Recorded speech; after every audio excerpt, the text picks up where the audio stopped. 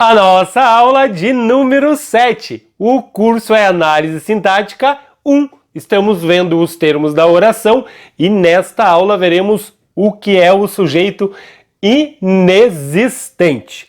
Ainda não está inscrito no canal? Tenho que te pedir para que se inscreva. Os canais vivem de inscrição, a sua inscrição, portanto, é muito importante para ajudar o canal. Já está inscrito? Pode curtir, compartilhar nas redes sociais, dar joinha nos vídeos e me seguir nas redes sociais. Ajuda imensamente. E a mim só resta agradecer. Pois bem, pessoal, sujeito inexistente ou oração sem sujeito. Sim, elas existem. Aqui eu volto a repetir aquilo que eu venho falando. Existe oração sem sujeito, mas não existe oração sem predicado, pessoal. Ou seja, essas orações aqui serão compostas apenas de predicado, sem o sujeito, tá? O que é bom para vocês, né? Aí não precisa achar o sujeito, o predicado, só acha o predicado, tá? Só relembrando o que nós já vimos. Eu tenho aqui 4 orações, A, B, C e D, tá? Na A, nós temos ali que tipo de sujeito? Vocês conseguem identificar? Fácil, né? Nós temos aqui um sujeito simples, só tem um núcleo, tá lá, João, né? Na B, nós já temos ali o sujeito, consegue identificar? Oculto, né, pessoal? Eu sei que fui eu, tá lá, implícito ali na desinência verbal. Já na C, nós temos o sujeito indeterminado, pessoal. Tem um eles ali na frente, eu não sei quem são eles, né? E eles procuraram você por aqui. E aqui na D nós temos um caso de sujeito composto, poste e casa. 2 núcleos, tá? Pois bem, tá aí, né? 4 orações e as 4 com seus respectivos sujeitos, tá? Agora, nessas orações aqui, vocês não vão conseguir identificar o sujeito, mesmo que façam a pergunta para o verbo. Percebo que aqui em cima a gente consegue fazendo a perguntinha para o verbo. Quem foi a danceteria? O João, olha a resposta. Quem falou a verdade? Fui eu. Quem procurou você por aqui? Eu sei que alguém procurou, mas não sei quem foi. Quem que desabou? Né? Ou o que desabou? O poste e a casa. Né? Então, eu sempre consigo identificar o sujeito e classificar. Porém, aqui não. Quem que nevou? Não tem ninguém nevando aqui. Nevou durante o dia.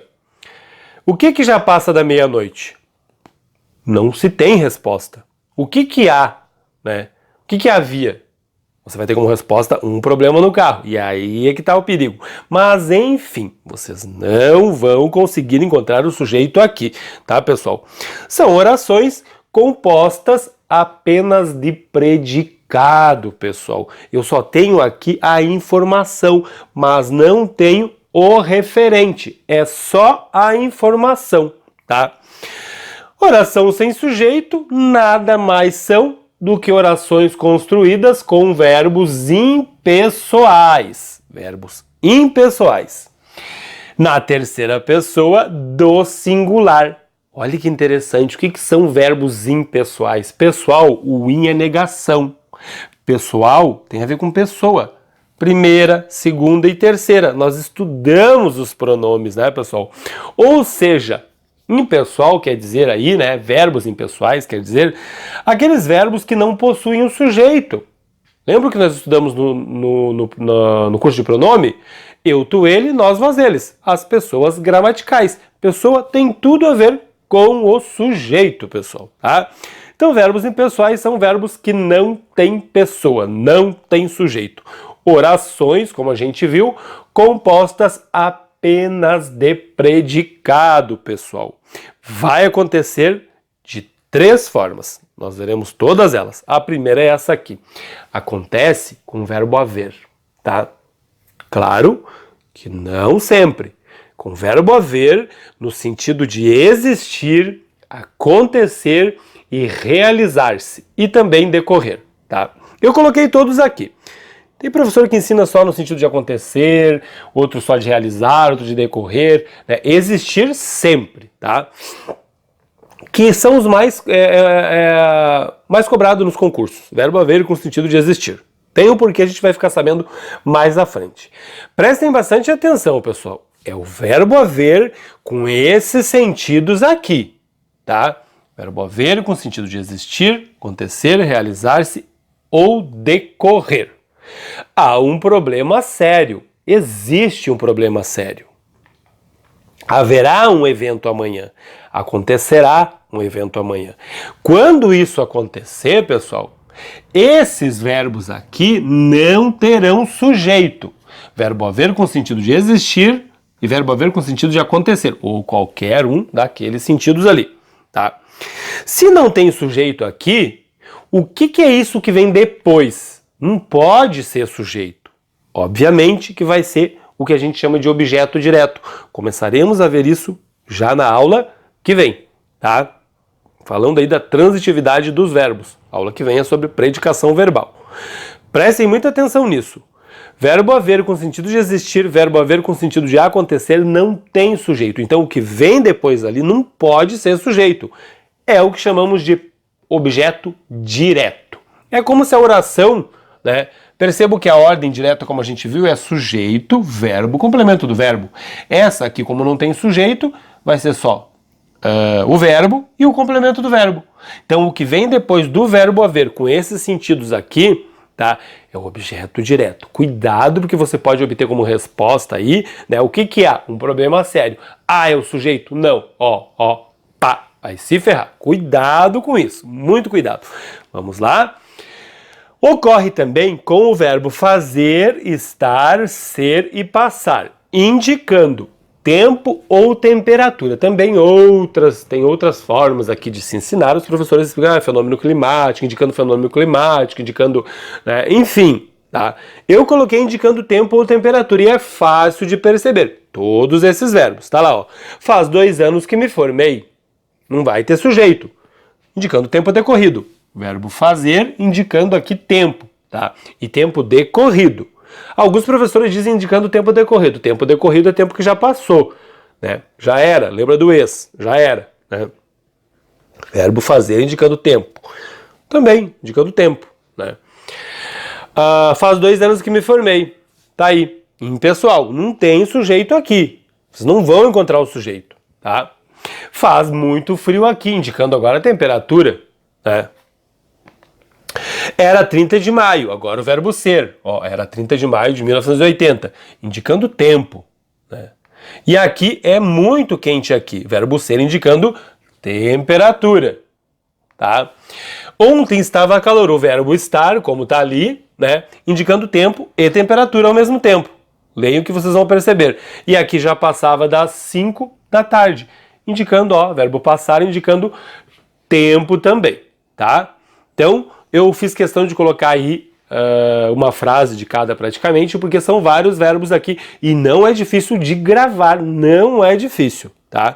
Então, esses verbos, quando estiverem indicando tempo ou temperatura, não terão sujeito. Se não tem sujeito, qual é a análise sintática que eu faço aqui? O que vem depois? Não é sujeito. Bastante cuidado com isso, tá, pessoal? O aluno tende a fazer a pergunta para o verbo aqui e obter como resposta o termo que vem depois, tá? E aí não é sujeito. Eu já estou dizendo que a oração não tem sujeito, tá? Acontece também, com os verbos que indicam fenômenos naturais. E aqui é quase que óbvio, né, pessoal? Não tem nem como conjugar eu nevo, tu nevas, ele neva, eu chovo, tu choves, ele chove. Não tem como colocar as pessoas ali. Não tem como sujeito, né? Ventava muito, como ter sujeito. Ventava muito durante a noite, nevou no sul do país, choveu por causa do calor, né? Verbos que indicam fenômenos da natureza, tá, pessoal? Bastante cuidado aí com isso. A gente já vai ver por que tem que ter bastante cuidado com isso aqui, tá? Na verdade, não é só por isso. Vamos lá. O que vem depois aqui dos verbos que indicam fenômenos da natureza? Ventava muito durante a noite, Durante a noite tem a ver com tempo, Muito tem a ver com intensidade. No sul do país tem a ver com lugar e por causa do calor tem a ver com causa. Prestem atenção nisso. Depois dos verbos que indicam fenômeno da natureza, o que vem não é nem objeto direto e também não é sujeito, porque eles são impessoais. Ó, o que indica tempo, lugar e causa? O que indica circunstância? São termos adverbiais. Isso vai me dar aí a transitividade daquele verbo, que é tema da nossa próxima aula. Por ora, gravem que os verbos que indicam fenômenos naturais não têm pessoa, não têm sujeito, tá? Formam orações sem sujeito. Observações importantíssimas sobre essa aula. Os verbos que indicam fenômenos naturais, quando usados em sentido figurado, eles têm sujeito, pessoal. Muito cuidado com isso aqui, que os alunos erram muito na prova. Choveram cartas para você. Não chove carta. A gente sabe que não chove carta. Isso aqui não é uma hipérbole, digamos assim. Linguagem figurada, né? Choveu um monte de carta para ti.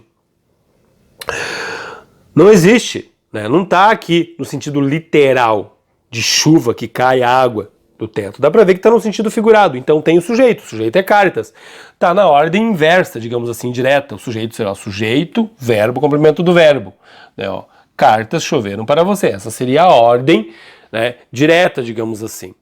Então, está no sentido figurado, tem sujeito. Bastante cuidado porque muita gente erra. O que acontece aqui? Choveu por causa do calor. O contexto está me dizendo que é a chuva mesmo, né?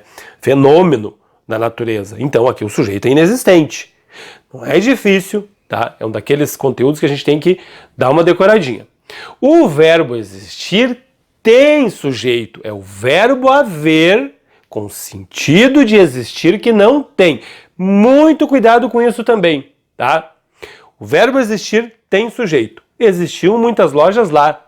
O que é esse muitas lojas? Não é objeto direto. É o sujeito. A ordem seria muitas lojas existiam lá. Aqui está na ordem inversa. Primeiro verbo para depois o sujeito, tá? Verbo existir, ele vai ter sujeito. A gente vai falar mais disso também. O verbo haver é que não tem. Ó, havia muitas lojas lá. Aqui a análise sintática é outra. Aqui eu tenho uma oração sem sujeito. Aqui não. Aqui tem sujeito porque é o verbo existir. Agora, o haver com o sentido de existir, aí sim não tem sujeito, oração sem sujeito. Existia muitas lojas lá, mas é o haver que eu estou usando. Então, é impessoal esse verbo e o muitas lojas vai ser o objeto direto, que é um termo que vem depois. Tá? Bastante cuidado, porque eles misturam esses verbos aí e vocês podem ter problemas, tá? Uma outra observação que tem a ver aí com a concordância. Há um problema sério. E haverá um evento amanhã. Se eu colocar isso aqui no plural, o que vai acontecer? O que vai acontecer? Os verbos ficarão iguais. Há problemas sérios e haverá eventos amanhã. Por que vai ficar igual? Porque a gente viu que sujeito no plural, verbo no plural. Mas aqui não tem sujeito. O que vem depois é objeto direto. Então não tem o porquê o verbo ir para o plural. O verbo é impessoal. Ele permanece, seja no singular, seja no plural, o verbo permanece no singular, sempre. Não tem por que concordar com isso aqui é objeto, tá, pessoal? E aí eles vão misturar, vão colocar no plural e vocês vão lá no haverá eventos ou haverão eventos, né? Muitas pessoas colocam haverão eventos. Tá errado, porque evento aqui é objeto direto, né? Então, bastante cuidado com isso. O verbo é impessoal, não vai para o plural. E a concordância é exatamente essa, tá? Como é que fica aqui, pessoal, se eu colocar essa frase no plural? Deve haver uma maneira de resolver isso? Como é que vai ficar? Muita atenção aqui. Deve haver várias maneiras de resolver isso. Por quê? Porque o haver aqui também tem sentido de existir. Porém, eu estou usando uma locução verbal. E o verbo haver, no sentido de existir, usado em locução verbal, ele passa a impessoalidade dele para o outro verbo, né? O verbo que a gente chama de auxiliar. Ele está aqui como verbo principal, ó, termina no infinitivo. O outro verbo é o verbo auxiliar. Então, sempre que ele formar aí uma locução verbal, tá, pessoal? Prestem bastante atenção. Formou locução verbal. tem sentido de existir, ele passa a impessoalidade para o outro. É muito comum o aluno colocar esse verbo aqui no plural também. Devem haver várias maneiras de resolver isso, mas não vai para o plural.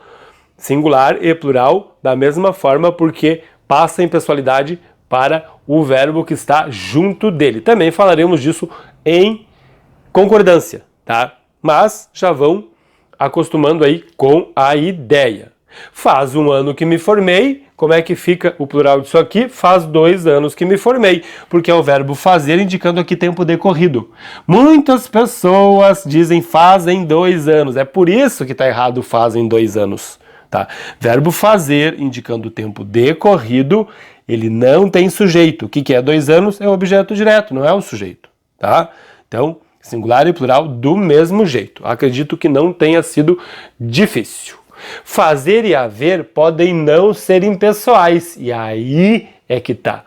As bancas misturam também e vocês vão ter que ver se realmente o verbo fazer tem sentido aí, tá indicando o tempo decorrido, fenômeno, como a gente viu lá no início, né? Temperatura, e o verbo haver com sentido de existir. Percebam que aqui, ó, João faz trabalho comunitário, esse fazer não está indicando tempo decorrido aqui, né? Ó, eles fazem trabalho comunitário. Singular e plural. O verbo fazer foi para o plural. Por quê? Porque ele não é impessoal, não está naquele sentido que a gente viu lá no início, não está indicando o tempo decorrido. Então ele pode ir sim para o plural, sem problema algum. Aqui é a mesma coisa, João havia trabalhado muito, agora o verbo haver. Não está com sentido de existir. Como é que fica no plural? Eles haviam trabalhado muito. Então, aí, ó, verbo fazer, verbo haver com o sujeito. Porque não está naqueles sentidos que a gente viu. Bastante cuidado com isso, porque as bancas gostam muito de misturar tudo isso. E é só isso mesmo, tá, pessoal? Revejam a aula, não tem segredo nenhum. É só vocês darem uma decorada e procurar entender o processo ali e não pluralizar esses verbos. Não há necessidade aí de eles irem para o plural com esses sentidos que eu falei para vocês. São verbos impessoais, tá? Não tem sujeito. Fora isso, só se inscrever no canal, caso ainda não esteja inscrito. Já está inscrito? Pode curtir e compartilhar nas redes sociais. Me seguir nas redes sociais, tá? Fazer o que vocês puderem aí para divulgar o canal, que eu agradeço imensamente. É isso aí.